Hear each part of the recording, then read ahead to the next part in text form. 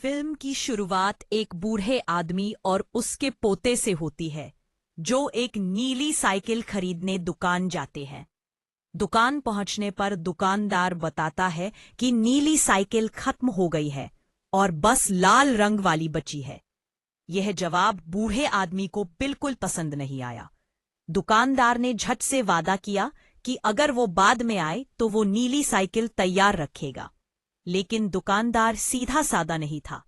जैसे ही बूढ़ा आदमी दुकान से निकला, उसने अपने गुंडों को फोन कर दिया और उन्हें स्कूल से एक नीली साइकिल चुराने का आदेश दे दिया।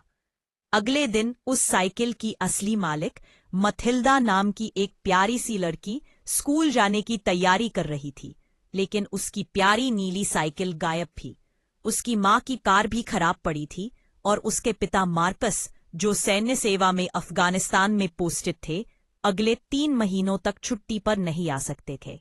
इसलिए उस सुबह मथिल्दा और उसकी मां ने मजबूरी में ट्रेन से स्कूल जाने का फैसला किया। दूसरी ओर कहानी में 2 लड़के आते हैं, ऑटो और लेनार्ड।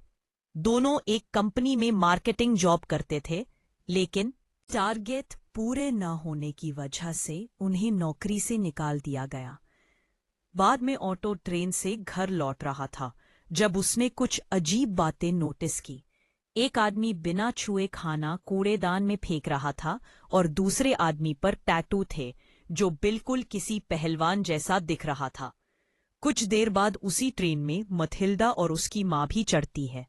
ऑटो ने इंसानियत दिखाते हुए उन्हें अपनी सीट दे दी। सब कुछ सामान्य लग रहा था, लेकिन तभी अचानक तेज धमाका हुआ और ट्रेन पूरी तरह पटरी से उतर गई। हादसा भयानक था। मथिल्दा की मां और उसके आसपास बैठे सभी लोग मारे गए। ऑटो को हल्की चोटें आईं, लेकिन वह जीवित बच गया। बाहर निकलते समय उसने मथिल्दा को सदमे में खड़े देखा, अपनी मां की मौत से टूटी हुई। उधर सेना के बेस पर मार्कस को खबर मिली कि उसकी पत्नी ट्रेन हादसे में मारी गई है। उसे तुरंत छुट्टी देकर घर भेज दिया गया। जब वह घर पहुंचा तो उसके और मथिल्दा के बीच का मिलन खुशी का नहीं बल्कि दर्द से भरा था। मार्कस खुद को दोष दे रहा था कि वह अपने परिवार के साथ नहीं था। आखिरी बार देखने के लिए मार्कस अस्पताल गया।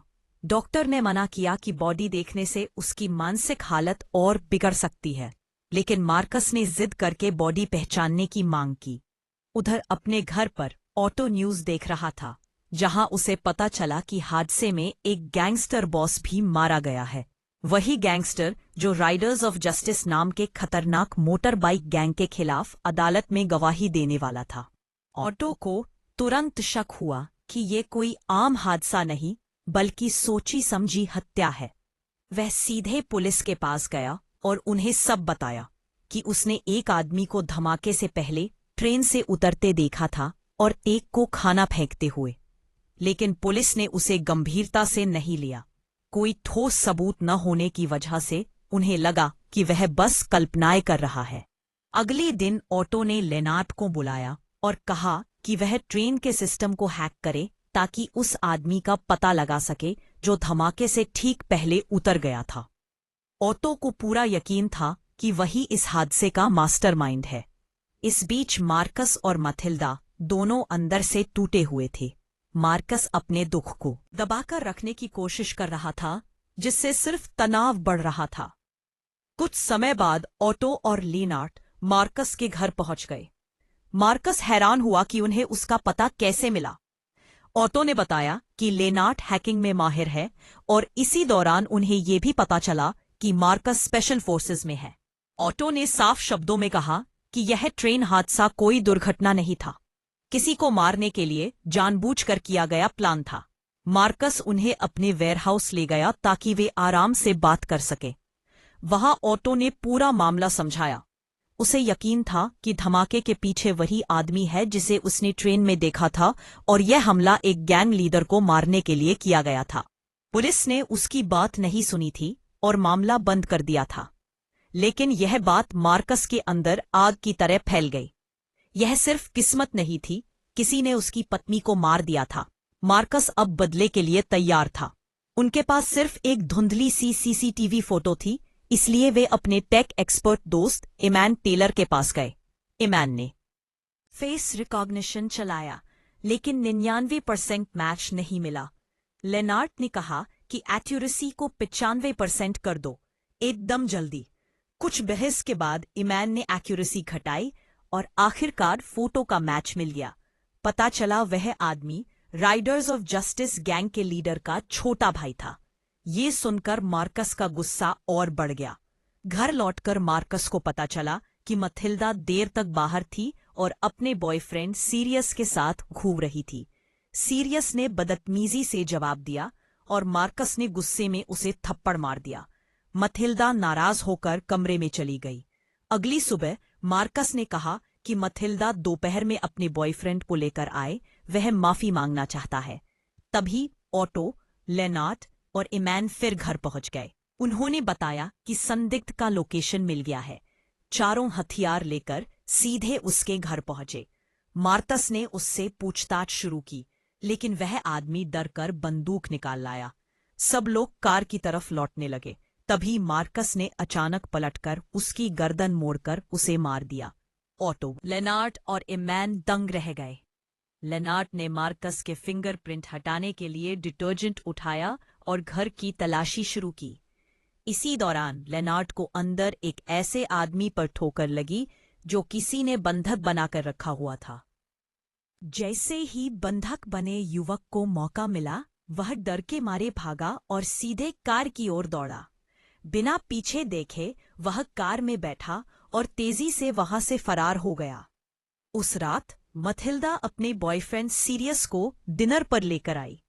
खाने के दौरान मथिल्दा ने सुझाया कि मार्कस को किसी मनोचिकित्सक साइकियाट्रिस्ट को दिखाना चाहिए। उसने कहा कि युद्ध और पत्नी की मौत के बाद से उनका व्यवहार और गुस्सा लगातार बिगड़ रहा है। लेकिन मार्कस ने यह बात बिल्कुल नहीं मानी। उसने साफ कह दिया कि उसे किसी डॉक्टर की जरूरत नहीं है। डिनर के बाद मार्कस टीवी देखने गया और वहां राइडर्स ऑफ जस्टिस गैंग पर एक रिपोर्ट देखी। वो अब भी हत्या, हिंसा और खौफ फैला रहे थे। यह देखकर मार्कस के अंदर बदले की आग और तेज हो गई। उसने ठान लिया कि वह इस गैंग के एक एक सदस्य को खत्म करेगा। अगले दिन मार्कस ने ऑटो, लेनार्ड और इमैन को बुलाकर कहा कि वह लड़ाई शुरू करने के लिए तैयार है। इमैन तुरंत तैयार हो गया, लेकिन ऑटो डर गया। उसे लगा कि यह सब एक बड़े नरसंहार जैसा हो जाएगा। फिर भी मार्कस ने दबाव डालकर उसे भी टीम में शामिल कर लिया।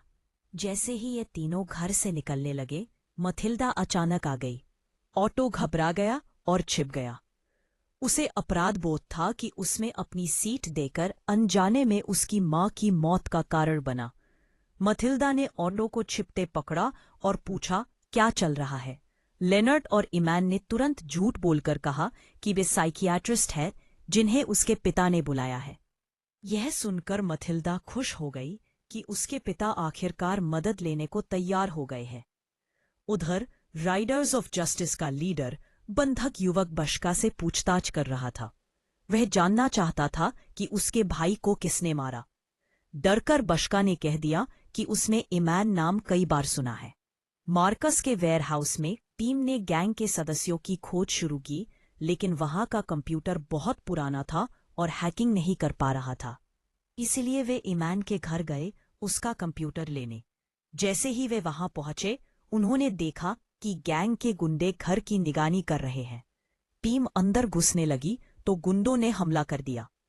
मार्कस ने अपने स्पेशल फोर्सेस ट्रेनिंग के दम पर उन्हें आसानी से मार गिराया।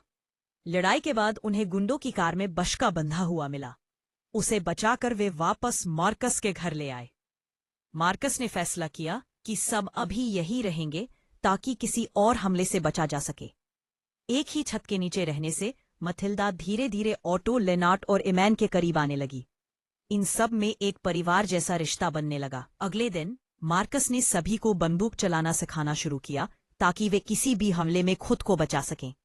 राइडर्स ऑफ जस्टिस के लीडर को खबर मिली कि मार्कस की टीम उसके पीछे पड़ी है, इसलिए उसने अपने गुंडों को उन्हें ढूंढकर मारने का आदेश दिया।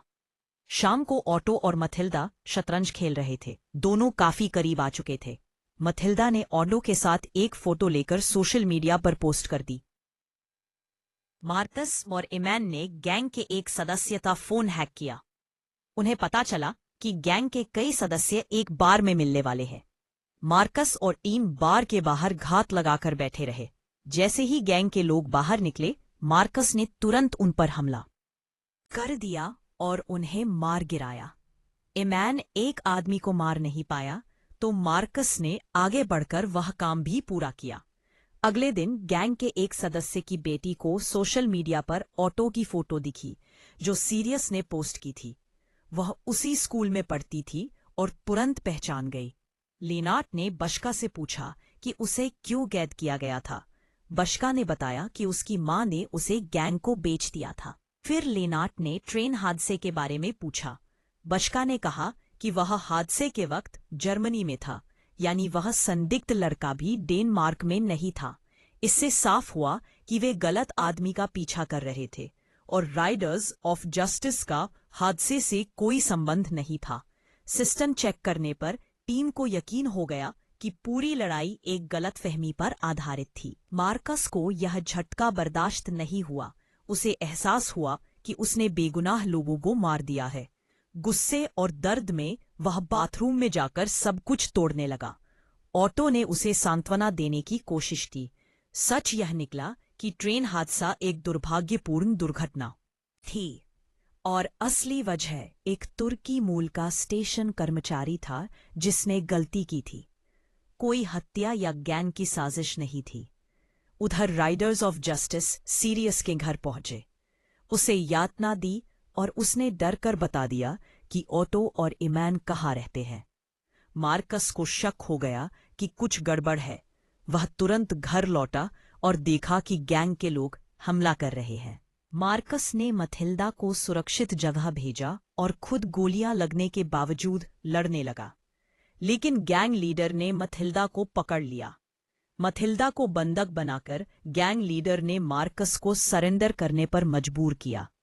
मार्कस ने खुद को पेश कर दिया और कहा, उसे मार दो, मेरी बेटी को छोड़ दो।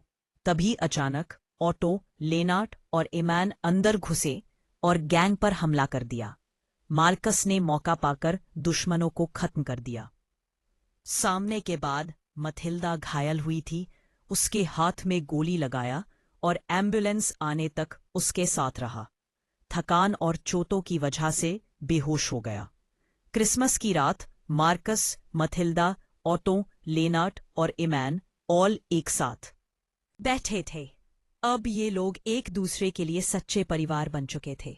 उधर फिल्म की शुरुआत वाला बूढ़ा आदमी आखिरकार नीली साइकिल लेकर अपने पोते को देता है, जो असल में मथिल्दा की चोरी हुई साइकिल थी। और यही वह चीज थी जिसने पूरी कहानी की चेन रिएक्शन